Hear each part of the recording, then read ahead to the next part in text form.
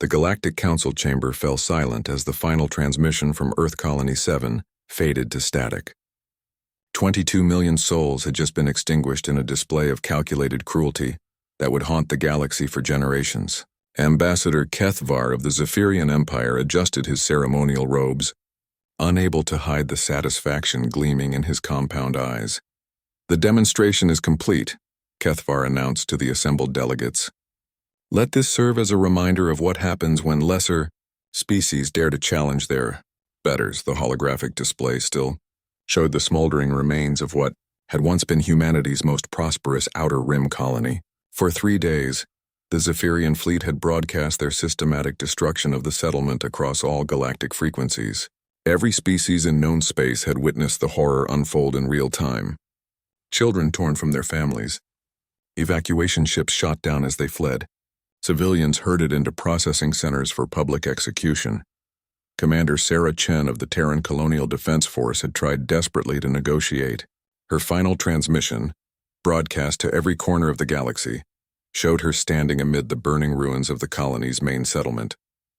Blood streaked her uniform and her voice cracked with grief as she spoke directly to the camera. "We are not warriors. We are farmers, teachers, engineers. We came to this system in peace.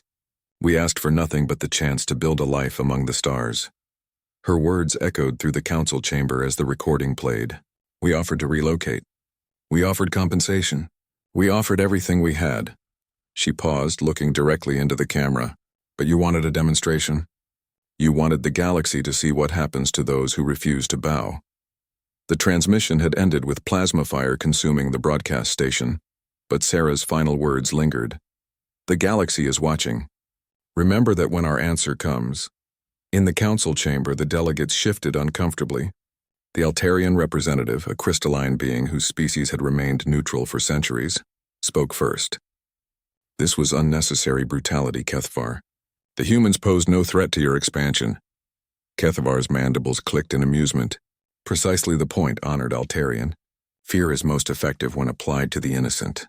Every species now knows the price of resistance to Zephyrian expansion."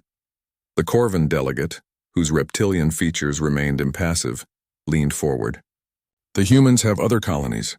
17 systems, if our intelligence is correct. Will you hunt them all?" "If necessary," Kethvar replied, "though I suspect the survivors will prove more reasonable after this lesson." What the Zephyrian ambassador didn't know was that his demonstration had been monitored by more than just civilian news networks. Deep in the Terran Colonial Defense Force's classified communications array, Admiral Marcus Webb watched the final moments of Colony 7 with growing rage. Around him, his senior staff maintained professional silence, but their clenched fists and white knuckles spoke volumes. "Sir," whispered Commander Torres, his intelligence chief, "long-range sensors are detecting massive fleet movements from Earth. The entire home fleet is mobilizing." Admiral Webb nodded grimly. He had expected as much. For 2 centuries, humanity had followed a doctrine of defensive expansion. They built their colonies far from established trade routes, avoided contact with aggressive species, and focused on terraforming worlds that no one else wanted. They had bent over backward to avoid conflict, but the Zephyrians had misunderstood human nature entirely. They saw humanity's peaceful expansion as weakness. They interpreted diplomatic overtures as submission. Most critically, they failed to understand what happened when humans stopped trying to avoid a fight. "Get me a secure channel to Earth Command," Admiral Webb ordered, "and send word to all our scattered fleets. Tell them to begin Phase 7 protocols." Phase 7.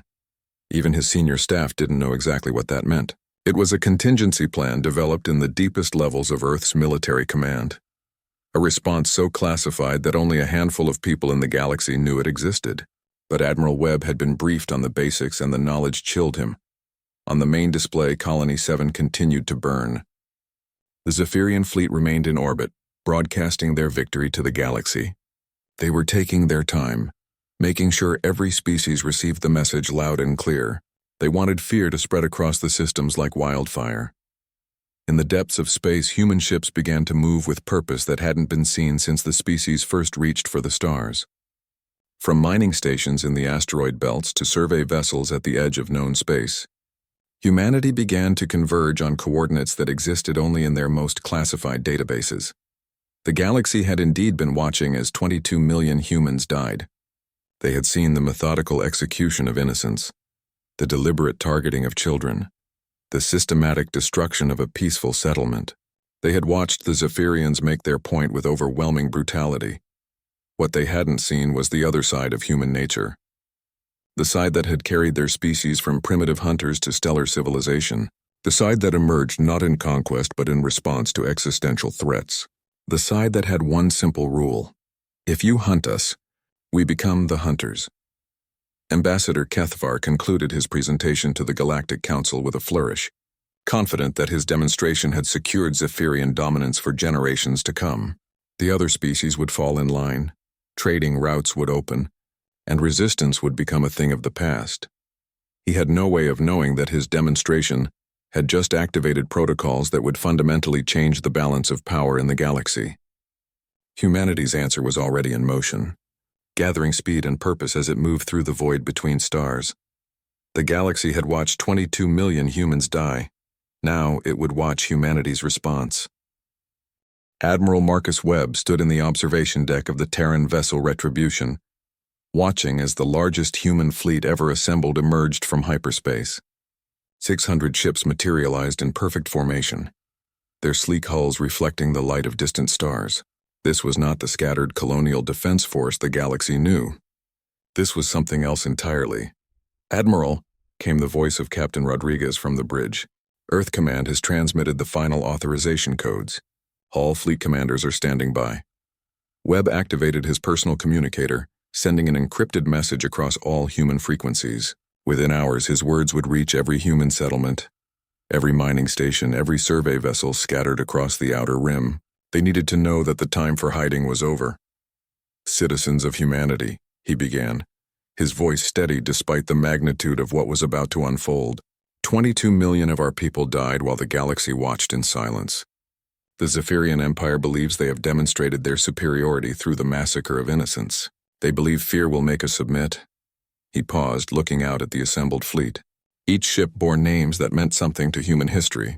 Ships named after cities, heroes, concepts that defined their species. Hope, defiance, freedom, vengeance. They made one critical error, Webb continued. They assumed we were hiding because we were weak. The truth is, we were hiding because we were strong. For 2 centuries, we have deliberately remained on the periphery of galactic civilization, not from fear, but from responsibility. We knew what we were capable of, and we chose restraint. In the depths of space, human vessels that had been disguised as merchant ships began to shed their false hulls. Mining platforms revealed themselves to be mobile weapon platforms. Survey vessels activated long dormant military systems.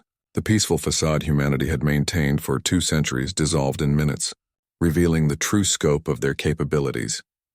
On the Zephyrian homeworld, Intelligence Minister Vextar received the first concerning reports from his deep space monitoring stations. Human fleet movements were accelerating beyond all projections. Ships that shouldn't exist were appearing on sensors. Technology that exceeded known human capabilities was coming online. "Impossible," Vextar muttered, staring at the data streaming across his displays. "Our intelligence indicates they possess perhaps 200 combat-capable vessels. These readings show thousands." His aide, a younger Zephyrian with nervous mandibles, shifted uncomfortably. "Sir, perhaps our intelligence was deliberately misled." Vextar's compound eyes narrowed. The humans had been remarkably transparent about their capabilities, willingly sharing technological specifications with any species that asked. They had seemed almost eager to prove they posed no threat. But as he looked at the current sensor data, a terrible possibility began to emerge. "Pull all files on human technological development," he ordered. "Cross-reference every patent registration, every trade agreement, every resource extraction report for the past 50 years. What his analysis revealed sent cold dread through his exoskeleton. The humans hadn't been sharing their real technology. They had been sharing carefully crafted deceptions. Every civilian innovation they had demonstrated to the galaxy had dual-use potential. Their terraforming equipment could be reconfigured as planetary bombardment systems. Their asteroid mining tools were essentially mass drivers. Their peaceful research stations were perfectly positioned to serve as forward military bases. But the most chilling discovery was in their resource extraction data. For decades, humans had been quietly harvesting materials from systems everyone else considered worthless. Dead planets rich in rare metals, asteroid fields and empty systems, ice comets from the void between stars. They had been building a war machine while the galaxy slept, disguised as the most peaceful species in known space. Admiral Webb's transmission continued across human space, reaching ears that had been waiting decades to hear these words. Today the masquerade ends. Today we show the galaxy what humanity truly represents. Not the sheep they believed us to be, but the wolves we have always been. On Earth, in the deepest levels of military command, General Patricia Hayes activated systems that had been dormant since humanity first reached the stars. Project Damocles came online, revealing a network of hidden military installations scattered throughout human space. Each one had been disguised as a research station or communication relay. Each one contained enough firepower to level a planet. The Corvin representative in the Galactic Council received an urgent communication from his species intelligence service. The message was brief but terrifying. Human fleet strength exceeds all previous estimates by factor of 20. Recommend immediate diplomatic contact. Similar messages were arriving at every major species intelligence headquarters. The peaceful farmers and engineers they thought they knew were revealing themselves to be something far more dangerous. And their target was clear. The Zephyrian Empire had 8 primary worlds and 14 colonial systems. Each one was defended by fleets that had never known defeat. Their military doctrine was built around overwhelming force and fear. They ruled through strength and maintained order through brutality. They had no experience fighting an enemy that had spent 2 centuries preparing for exactly this moment. Admiral Webb concluded, his transmission with words that would echo through galactic history. The Zephyrians wanted to make an example of Colony 7. They wanted the galaxy to remember what happens to those who resist their expansion. They will get their wish. The galaxy will remember, but they will remember what happens when you make an enemy of humanity. Across human space, the response was immediate. Children and elderly were evacuated to hidden bunkers built into asteroid fields. Civilian populations moved to predetermined safe zones. But the vast majority of humanity's 15 billion people began preparing for something the galaxy had never seen: total war. The Zephyrians had demonstrated their cruelty on 22 million innocents. Now humanity would demonstrate something far more terrifying. They would show the galaxy what happened when a species that had mastered both technology and restraint finally chose to embrace their potential for destruction. The galaxy had watched humanity's peaceful expansion for 2 centuries, dismissing them as harmless neighbors. They had seen humans retreat from conflicts, offer compromises, choose cooperation over confrontation at every turn. They had mistaken patience for weakness. That mistake was about to cost the Zephyrian Empire everything. The Zephyrian border world of Kethmore had never experienced anything resembling a fair fight. For 3 centuries, it had served as a staging ground for Zephyrian expansion, its massive orbital platforms launching countless invasion fleets against weaker species. The planet's surface was covered with military installations, weapon factories, and the palaces of warlords who had grown rich from conquest. Admiral Kethvar himself maintained a fortress there, a crystalline spire that rose from the planet's largest continent, like a monument to Zephyrian superiority. From its command center, he had personally overseen the destruction of 17 civilizations. Today, he watched his sensor displays with growing unease as human ships continued to emerge from hyperspace at the system's edge. "How many?" he demanded, his mandibles clicking with agitation.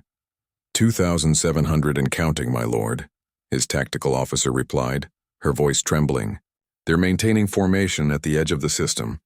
No hostile moves, but they're jamming all our long-range communications." Kethvar studied the tactical display. The human fleet was enormous, but they were maintaining a respectful distance from his defenses. Perhaps they wanted to negotiate. Perhaps the demonstration at Colony 7 had taught them the wisdom of submission after all. "Open a communication channel," he ordered. "Let's hear what the humans have to say." The main display flickered, revealing the bridge of a human warship. An elderly woman in an unfamiliar uniform sat in the command chair. Her gray hair pulled back severely and her eyes cold as space itself. When she spoke, her voice carried an authority that made seasoned Zephyrian warriors step back from their consoles. "I am Admiral Chen of the Terran Navy," she said, "sister to Commander Sarah Chen of Colony 7. You murdered my sister and 22 million of my people while the galaxy watched. I am here to collect payment. Kethavar's confidence returned. This was familiar ground. Another species leader making threats they couldn't back up. Admiral Chen, your fleet is impressive, but you are outnumbered 3-1. My orbital platforms alone could destroy half your ships before you reached engagement range. Perhaps we can discuss terms of surrender that would spare your crews unnecessary suffering. Admiral Chen's expression didn't change. You misunderstand the situation, Kethavar. This is not a battle. This is an execution. She raised her hand, and across the human fleet, weapon systems that hadn't been seen since humanity's darkest historical periods came online. The humans had been peaceful for so long that the galaxy had forgotten what their species was truly capable of. They had forgotten that humans were the only known species to achieve faster-than-light travel before achieving global peace. They had forgotten that humanity had weapons they had voluntarily abandoned, not because they couldn't build them, but because they were too terrible to use. Today, those weapons returned. The first barrage wasn't aimed at Kethavar's defenses. Instead, it targeted something far more valuable. The planet's industrial infrastructure. Precision strikes from impossible distances turned weapons factories into slag. Manufacturing centers that had supplied the Zephyrian war machine for centuries vanished in brilliant flashes of light. Kethavar watched in horror as his planet's military-industrial complex was systematically dismantled from space. These weren't the crude kinetic weapons or energy beams his species was familiar with. These were technologies that violated several supposed laws of physics. Weapons that struck with the precision of surgical instruments and the power of stellar phenomena. What are you doing? He demanded.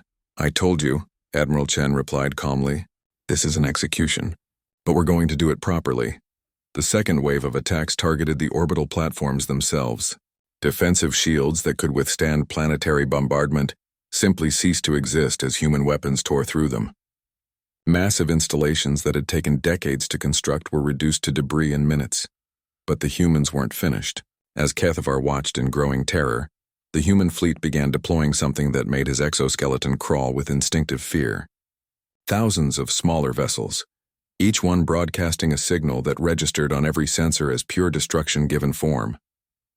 Nanophage deployment commencing, Admiral Chen announced. You have 1 hour to evacuate all civilian populations from the planet's surface. After that, everything you've built here will cease to exist. Kethavar had heard whispers of such technology, theoretical weapons that could disassemble matter at the molecular level, turning entire planets into their component atoms. Most species considered them impossible. Those who believed they were possible considered them too dangerous to develop. You can't be serious, he said, his voice barely a whisper. The fallout would contaminate the entire system. Wrong again, Admiral Chen said.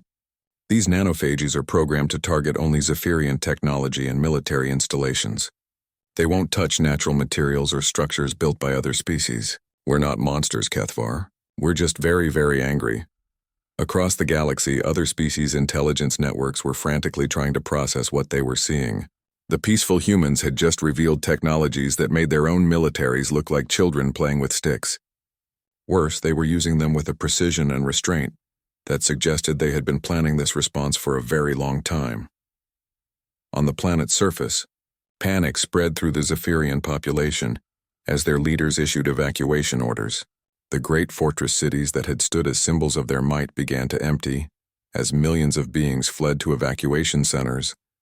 But Admiral Chen wasn't done with her demonstration. As the evacuation proceeded, she opened communication channels to every species in the galaxy.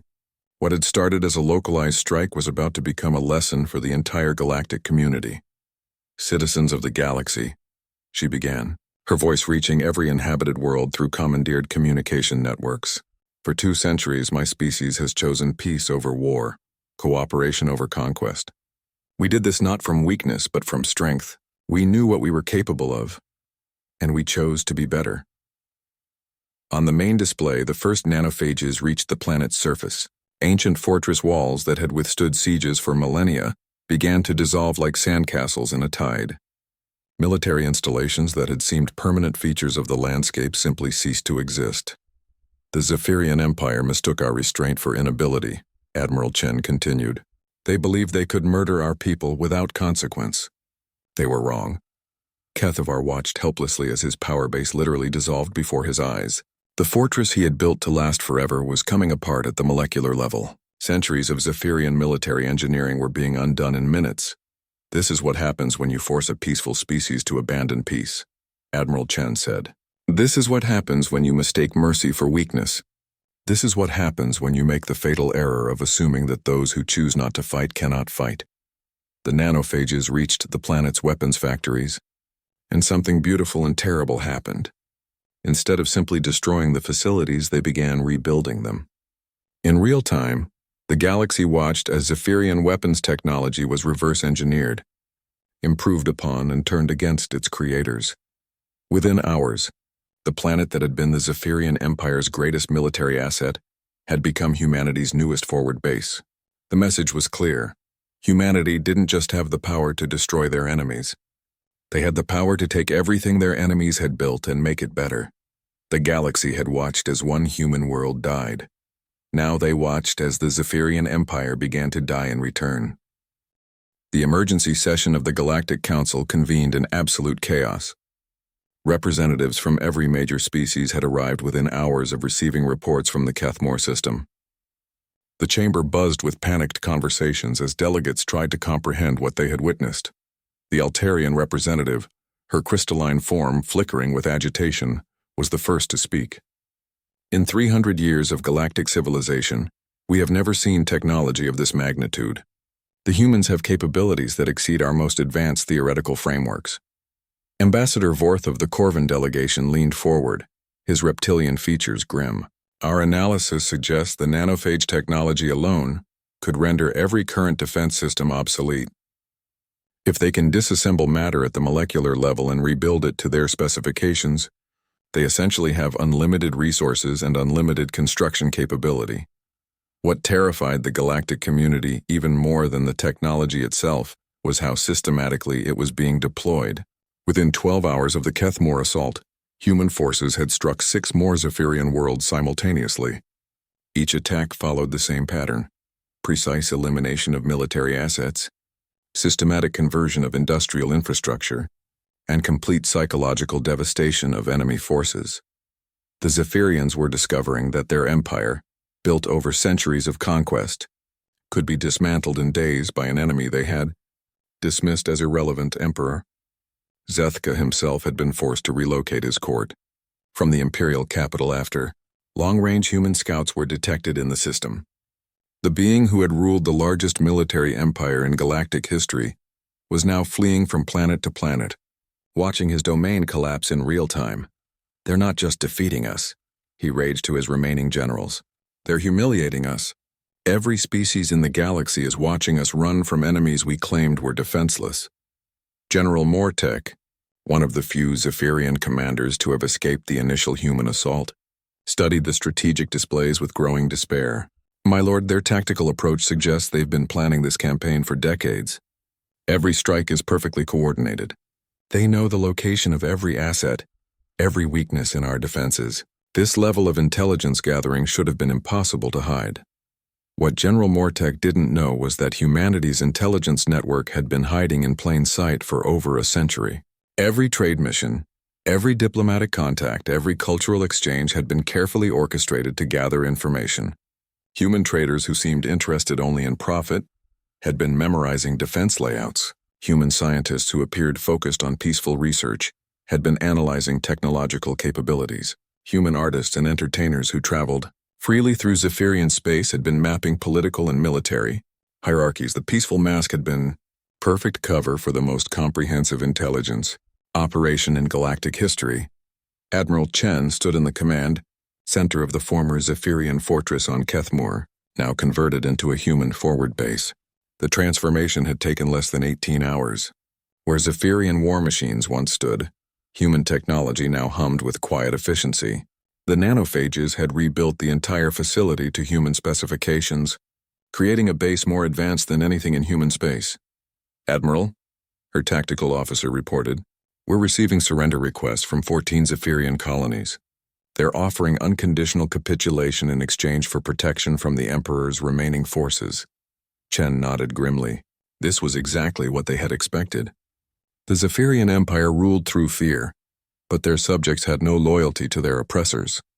When faced with a choice between continued Zephyrian dominance and human protection, the choice was obvious. Grant them protectorate status, she ordered. Deploy defensive platforms and begin infrastructure upgrades. Show them what peace actually looks like. This was perhaps the most devastating aspect of humanity's campaign. They weren't just conquering Zephyrian territory. They were demonstrating a better way of life. Worlds that had suffered under Zephyrian occupation for generations suddenly found themselves with abundant resources, advanced technology, and leaders who actually cared about civilian welfare. The contrast was impossible to ignore. On the neutral world of Altair Prime, intelligence analysts from a dozen species worked frantically to understand how they had so completely misread humanity's capabilities. The data they were uncovering painted a picture that challenged every assumption about galactic civilization. "Look at this resource extraction data," muttered Dr. Vexarin, a Corvan xenobiologist. "The humans have been mining dead systems for rare elements that the rest of us considered too difficult to harvest. They've been building infrastructure in interstellar space that our sensors couldn't detect. Their actual industrial capacity might exceed the rest of the galaxy combined." Her colleague, a Zephyrian defector named Kothmar, studied the technological analyses with growing horror. These weapon systems, they're not new development. The patents and theoretical frameworks date back over a century. They've been sitting on technology that could have changed galactic civilization, and they just didn't use it. That was perhaps the most chilling realization. Humanity hadn't developed these capabilities in response to Zephyrian aggression. They had possessed them all along, choosing restraint over dominance. The peaceful expansion, the diplomatic overtures, the willingness to compromise on territorial disputes, all of it had been genuine. The Zephyrians had forced them to abandon their chosen path of peace. Emperor Zethka's final stronghold was the fortress world of Zeph Prime, protected by defensive systems that had never been breached in 3 centuries of warfare. Massive orbital platforms, planetary shields, and ground-based weapons arrays made it the most heavily fortified location in known space. The Emperor stood in his war room, surrounded by the last of his loyal generals, watching as human forces gathered at the edge of the system. 3,000 ships now, all broadcasting a single message on repeat. "Surrender now and your people will be treated with mercy. Resist and share the fate of your empire." "How many ships do they have?" Zethka demanded. "Intelligence suggests this is only a fraction of their total fleet," General Mortek replied. "They've revealed manufacturing capabilities that could produce vessels faster than we can destroy them. Fighting them is mathematically impossible." The Emperor's mandibles clicked with rage. "Then what do you suggest?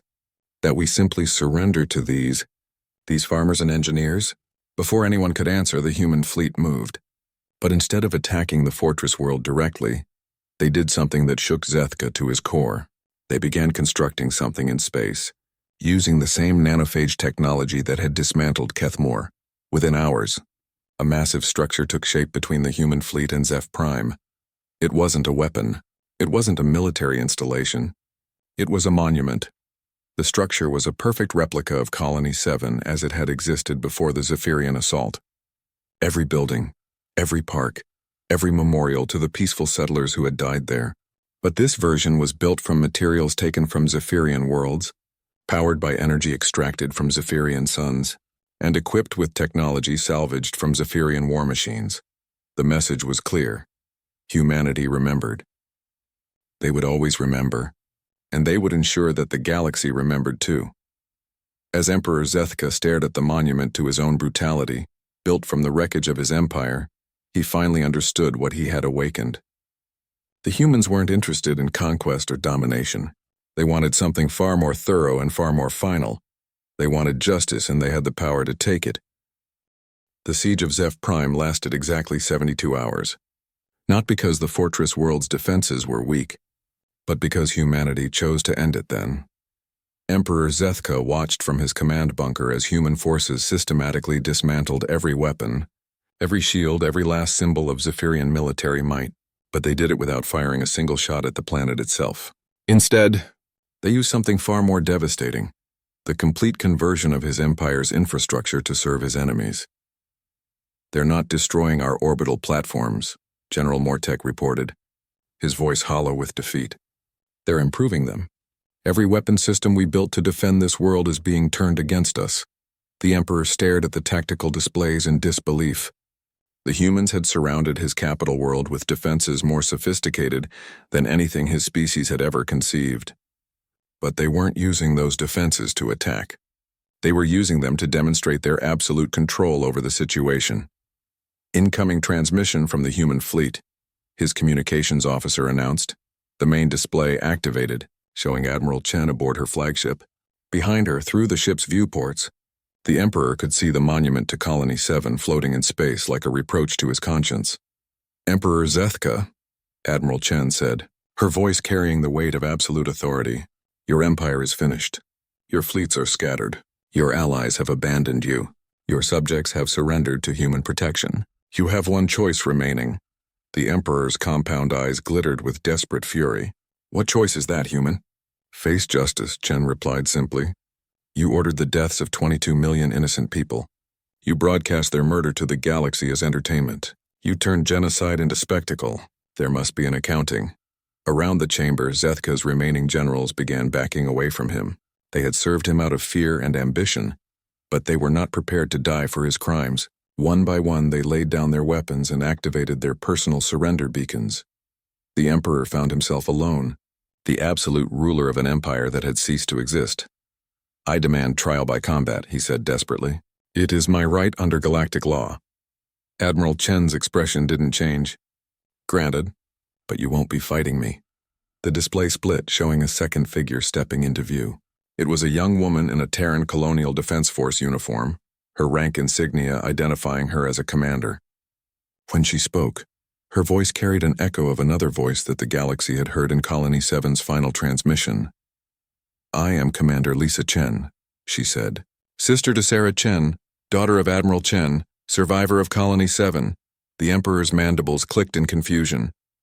"Impossible. There were no survivors." "You're right," Lisa Chen replied.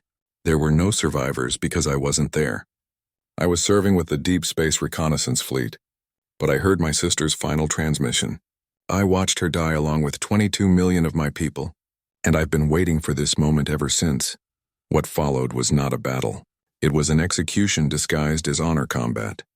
The young human woman moved with speed and precision that defied every assumption about their species' physical capabilities. The Emperor, a warrior who had personally killed hundreds of enemies in combat, found himself completely outmatched by an opponent who fought with the fury of the damned and the skill of the divine. When it ended, Emperor Zethka lay broken on the floor of his own throne room, his exoskeleton cracked and his compound eyes dim. Commander Chen stood over him, her weapon at his throat. "Any last words?" she asked. The Emperor looked up at her with something approaching respect. "How long have you been planning this?" "Since the day your species first appeared on our sensors," she replied. "We knew what you were. We knew what you would eventually do. We prepared for this moment because we knew it was inevitable. You manipulated us into attacking you," he whispered. "No," Commander Chen said firmly. "We hoped you would choose differently. We gave you every opportunity to be better than your nature, but you chose to be exactly what we expected. You chose to murder innocents to prove your strength. That choice was entirely yours." She triggered her weapon, and the Zephyrian Empire died with its last emperor.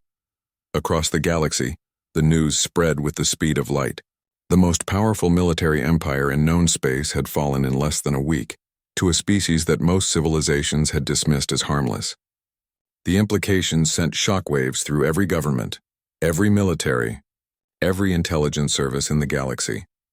On the neutral world of Altair Prime, the Galactic Council convened an emergency session to address the new reality. Admiral Chen appeared before them not as a supplicant or ally, but as the representative of the galaxy's new dominant power. "Honorable delegates," she began, her voice carrying clearly through the chamber. "The Zephyrian Empire has ceased to exist. Their worlds are now under human protection. Their former subjects are free to determine their own governments. Their military assets have been converted to serve defensive purposes." The Altarian representative spoke first, her crystalline form pulsing with nervous energy. "Admiral Chen, the galaxy must know humanity's intentions. Will you seek to replace the Zephyrians as the dominant military power?" Admiral Chen's reply would be remembered for generations. "We never wanted to be the galaxy's policeman. We wanted to be left alone to build our gardens and raise our children among the stars. But you've seen what happens when we're forced to abandon that dream. Choose your next actions carefully. The Corvan delegate leaned forward. What becomes of the Zephyrian population? They are billions of beings who had no choice in their government's actions. They will be treated with the mercy they were denied, Admiral Chen replied. They will have food, shelter, education, and the opportunity to build better lives. They will not be punished for the crimes of their leaders. This was perhaps the most revolutionary aspect of humanity's victory. Rather than establishing their own empire, they were actively dismantling the concept of imperial rule. Former Zephyrian worlds were being given genuine self-governance. Resources were being redistributed based on need rather than military strength. For the first time in galactic history, a conquering species was using their victory to spread peace rather than fear. But the other species weren't naive. They understood that humanity's mercy came with an implicit threat: the technologies they had revealed, the manufacturing capabilities they possessed, the strategic planning they had demonstrated. All of it suggested that this campaign against the Zephyrians had been a limited demonstration of their true capabilities. The galaxy had watched the Zephyrian Empire fall, but they had also watched the birth of something unprecedented, a species with the power to dominate, but the wisdom to restrain themselves. As long as that restraint held, galactic civilization would know peace, but everyone understood that the peace existed entirely at humanity's discretion. The age of conquest was over. The age of human oversight had begun. Whether that would prove to be blessing or curse remained to be seen. But as Admiral Chen concluded her address to the Galactic Council, her final words left no doubt about humanity's position in the new galactic order. 22 million of our people died because we chose peace over war. We will not make that mistake again. We will defend ourselves, and we will defend any species that asks for our protection. But we will also remember, and we will ensure that the galaxy remembers. What happens to those who mistake our mercy for weakness? The galaxy had learned its lesson. The question was whether they would remember it. 5 years later, the galaxy had settled into an uneasy peace that historians would call the Human Concordate period. The transformation had been swift and absolute. Where the Zephyrian Empire once spread fear and oppression, human protectorates now offered stability and prosperity. Former slave worlds had become centers of learning and culture. War-torn systems had been rebuilt as gardens among the stars. Admiral Chen, now Fleet Admiral of the Terran Peacekeeping Force, stood in the observation deck of Unity Station, humanity's new diplomatic headquarters built in the former Zephyrian capital system. Through the massive transparasteel windows, she could see the memorial garden that now occupied the space where Emperor Zethka's fortress had once stood. The quarterly reports. Admiral, her aide announced, placing a datapad on the console beside her. Chen reviewed the information with satisfaction. Crime rates in human protectorates had dropped by 90%. Educational opportunities had increased by 400%. Life expectancy across former Zephyrian territory had risen by 30 years. Most importantly, not a single aggressive action had been taken by any species in human space since the Concordate began. The other galactic powers had learned their lesson. Well, Admiral, her communications officer called out, we're receiving a priority transmission from the Altarian Council. They're requesting immediate assistance with a situation in the Vega sector. Chen sighed. This was becoming a common occurrence. Species that had once handled their own disputes now routinely asked for human mediation. On one hand, it prevented wars. On the other hand, it made humanity the de facto government of half the galaxy. Put them through, she ordered. The Altarian representative appeared on the main display, her crystalline form flickering with agitation. Fleet Admiral Chen, we have a situation developing in the Vega sector. The Draconian Confederation is threatening military action against the Centauri Trade Federation over mining rights to the Proxima system. Chen studied the star charts that accompanied the transmission. The Proxima system was rich in rare minerals, but had been considered neutral territory for over a century. The dispute was exactly the sort of territorial conflict that had regularly led to wars during the pre-Concordate era. Have either side made formal requests for human mediation? Chen asked. The Centauri Federation has requested protection under the Concordate, the Altarian replied. The Draconians are less cooperative. They claim the right to settle the dispute through traditional means. Traditional means. That was diplomatic language for warfare. Chen considered her options carefully. The Draconian Confederation had been one of the few species to maintain their independence after the fall of the Zephyrian Empire. They were militaristic, aggressive, and had never directly challenged human authority. They also commanded significant fleets and had technology that could make a conflict expensive. But they had made one critical error. They were threatening a species under human protection. Send the Draconians a formal communication, Chen ordered. Inform them that military action against any Concordat member will be considered an act of aggression against humanity. Offer them mediation, but make the consequences of refusal clear. What the Draconians didn't understand was that humanity's approach to peacekeeping had evolved considerably since the Zephyrian War. The brutal efficiency they had demonstrated 5 years earlier had been refined into something far more sophisticated. They no longer needed to destroy their enemies. They had learned to make resistance pointless. 3 days later, the Draconian response arrived. It was delivered by Grand Marshal Thextor himself, the supreme commander of their military forces. His reptilian features were set in an expression of barely controlled fury as he addressed the human fleet that had appeared at the edge of Draconian space. "Humans," he hissed, his voice dripping with contempt. "The Draconian Confederation has ruled this sector for 8 centuries. We will not be lectured by a species of farmers about our territorial rights. Withdraw your vessels, or face the consequences." Admiral Chen received the transmission aboard her flagship, the TDF Retribution. Around her, the bridge crew maintained professional composure, but she could sense their readiness. They had trained for this moment, planned for it, prepared for every possible variation. "Grand Marshal Thextor," she replied, her voice calm and reasonable. "Humanity has no territorial ambitions in this sector. We are here because the Centauri Federation has requested protection under the terms of the Concordat. Withdraw your claims to the Proxima system and this can end peacefully." Thextor's response was exactly what they had expected. "The Concordat has no authority here. This is sovereign Draconian space. You have 24 hours to withdraw, or we will demonstrate why the Confederation has never known defeat." Chen cut the transmission and turned to her tactical officer. "Begin Phase 1 operations." What followed was a demonstration that chilled every intelligence service in the galaxy. The human fleet didn't attack the Draconian military directly. Instead, they implemented what they called strategic isolation. Within 6 hours, every Draconian communication system had been quietly compromised. Military networks, civilian communications, even personal data devices, all of them now routed through human-controlled relays. The Draconians could speak to each other only because humanity allowed it. Within 12 hours, every Draconian ship found its navigation systems mysteriously unreliable. Jump coordinates led to empty space. Stellar cartography databases contained subtle errors that made long-distance travel effectively impossible. The entire Confederation was suddenly confined to their home systems.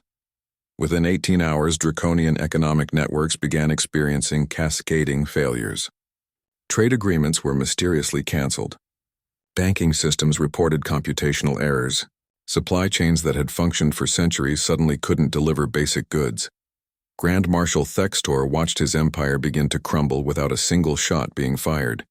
When he demanded explanations from his technical staff, they could only report that their systems were functioning perfectly, according to all diagnostics. The failures appeared to be random, but the pattern was unmistakable. "They're not destroying our infrastructure," his chief engineer reported. "They're making it work against us. Every system we've built, every network we rely on, it's all been turned into a weapon pointed at our own heads." 20 hours after the ultimatum, Thextor opened communications with the human fleet. His proud demeanor had been replaced by something approaching desperation. "What do you want?" he asked simply. Admiral Chen's reply was delivered with the same calm reasonableness she had shown throughout the crisis. "Recognition of Centauri territorial claims to the Proxima system, formal acknowledgement of the Concordat's authority in disputed territories, and a guarantee that the Draconian Confederation will submit future territorial disputes to mediation rather than military action. And if we refuse, then your civilization will continue its gradual decline into irrelevance," Chen replied. "Your ships will remain grounded. Your communications will remain unreliable. Your economy will continue to experience inexplicable failures. You will slowly lose the ability to maintain interstellar civilization, while your people watch their quality of life deteriorate year by year. It was a masterpiece of psychological warfare. The Draconians weren't being conquered or destroyed. They were being made to understand that their continued existence as a spacefaring species depended entirely on human goodwill. They could choose cooperation and prosperity, or isolation and decline. The choice was theirs. 6 hours later, Grand Marshal Thextor formally requested admission to the human Concordat. Across the galaxy, the message was received and understood. The age of independent military action was over. Species could choose to work within the human framework for peace, or they could choose to be quietly marginalized until they became irrelevant. Admiral Chen stood once again in the observation deck of Unity Station, watching as Draconian delegates arrived for integration talks. The memorial garden below seemed to glow in the light of the system's binary stars, a reminder of the price of peaceful coexistence. Her aide approached with another quarterly report. Fleet Admiral, the latest statistics show that galactic trade has increased by 300% since the Concordat began. Military spending across all species has dropped by 80%. We've had no interstellar conflicts in 60 months. Chen nodded, satisfied but not surprised. This had always been the plan. Not human dominance, but human oversight. Not conquest, but management. The galaxy had proven it couldn't manage itself peacefully, so humanity had quietly assumed the responsibility. The question that remained was whether this peace would endure. Humanity had demonstrated that they could enforce cooperation, but could they maintain it indefinitely? Could they resist the temptation to become the very thing they had destroyed? Only time would tell. But as Chen looked out at the bustling diplomatic stations, the thriving trade routes and the peaceful worlds of the Concordat, she allowed herself a moment of quiet pride. 22 million humans had died on Colony 7. Their sacrifice had purchased something unprecedented, a galaxy at peace. The galaxy had watched as humanity demonstrated the price of genocide. Now they lived with the consequences of that lesson.